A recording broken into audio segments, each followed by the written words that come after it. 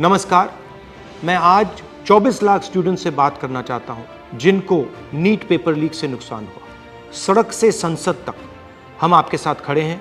24 lakh student से मैं कहना चाहता हूं, आप अकेले नहीं हो। पिछले 7 साल में 70 बार पेपर लीक हुआ है और 2 करोड़ युवाओं को पेपर लीक से नुकसान हुआ है। एक साथ हम ये लड़ाई लड़ेंगे और ये लड़ाई जीतेंगे। मेन इशू जो है वो हमारा पेपर लीक है। Sir, it's not only about 24 lakh NEET students, it's about whole family. There was a digital leak also this time. हमारे सोशल मीडिया अकाउंट्स बैन किए जा रहे हैं, हमारी वीडियोस डिलीट की जा रही हैं। मेरा माम पूरे सा हम लोग नहीं हो पाता। और आपके हाथ में, अगर आप क्लैरिटी से खड़े हो गए और पीछे नहीं हटे, उन दोनों को आपकी बात माननी पड़ेगी।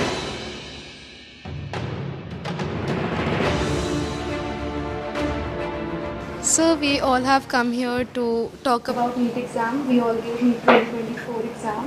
And most of us are 620 plus above who are sitting in this room. Last year 610 was the cutoff. बाकी cutoff 657 पहुंच गई है। 630 जो बेंचमार्क होता है एक रिस्पेक्टेबल स्कोर का, उसमें देखो कंपटीशन तो बढ़ता है। तो जो इन्फ्लेशन रेट है वो 40% से सीधा 400%। सर सिर्फ ये बोलना कि कंपटीशन बढ़ गया और पॉपुलेशन बढ़ गया, I don't think this justifies the statement. तो जितने भी सो कॉल टॉपर्स थे 720, 715 एंड 718, 709, उनके जो एक्चुअल मार्क्स थे probably they are below even 640.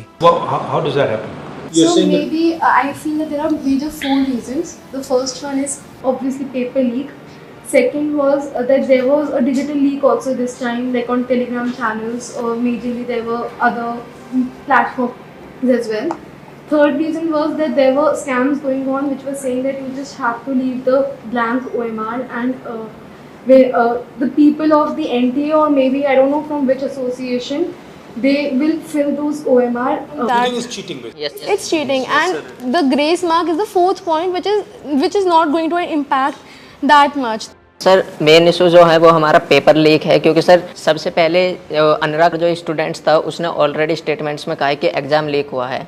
Sir exam leak हुआ है, उसने ऑलरेडी प्रूवन किया हुआ है। और हम शिक्षा मंत्री श्री धर्मेंद्र प्रधान जी से मिले थे, उन्होंने स्टार्टिंग में कहा था कि एनटीए में कोई ऐसा कुछ गड़बड़ी नहीं हुई है, और जहां पर 2 सेंटर्स पर ये चीज़ देखी गई है उनको हम अभी वहां पर जांच की जाएगी।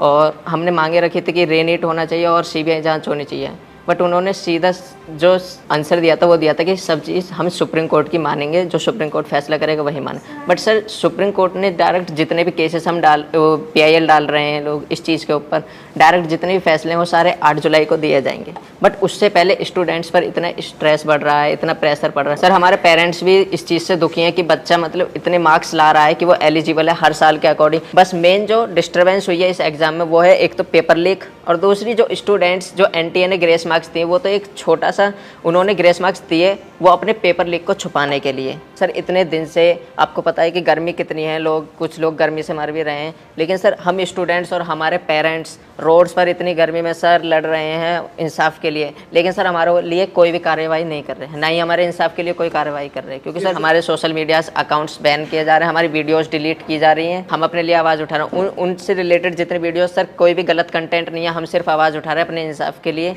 उसमें सर हमारे जो सोशल मीडिया अकाउंट है या यूट्यूब अकाउंट है उनको डिलीट किया जा रहा है, बंद किया जा रहा है। 1 day of the whole year, तो वो हमारा दिन डिसाइड करेगा कि हम डॉक्टर बन रहे हैं कि नहीं। मेरा पापा नहीं है सर, डैड नहीं है, मर गया। तो मेरा मम्मी अकेली है सर। सर मैं 2 साल ड्रॉप लिया सर। 2 साल में मेरे को स्टडी नहीं हो पा रहा सर, अच्छा से घर में प्रॉब्लम, मनी का प्रॉब्लम, लॉन्ग टर्म में पैसा बजट नहीं हो पा रहा सर। ऐसा मैं सोच के मेरा माइंड भी अब ये भी लोड हो रहा सर, मेरा ब्रेन भी। मेरा माम पूरे सर हम लोग नहीं हो पाता, और एक बार नहीं हो पाता सर लॉन्ग टर्म लेना को, ऐसा सोच रहे। अभी रीनीट कराओ तो इजी होता सर। मतलब सर कंक्लूजन है कि रीनीट ही अब हो सकता है, रीवैल्यूएशन तो कोई नहीं होगा।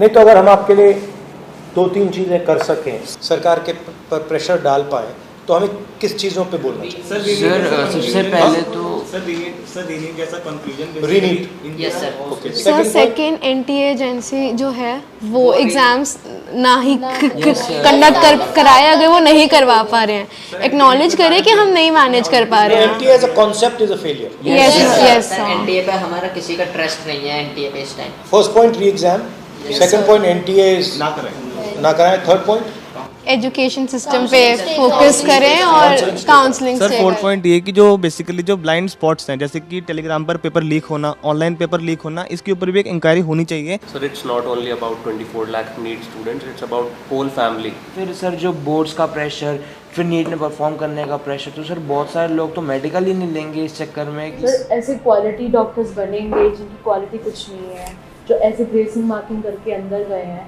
जब वो डॉक्टर्स बनेंगे तो can you imagine the condition of the people of India. आपको क्या लगेगा, आप अगर कोई ऑपरेशन करवाने जाएगा, क्या वो वापस लौट के आ पाएगा? हमारे पास इतने सारे केसेस होते हैं, मतलब हमारे मतलब नोन में कि भाई किसी को और का पेशेंट, इसका स्टंट डालना है, उसका इंटेस्टाइन निकलवा दिया, उसका किडनी निकलवा दिया।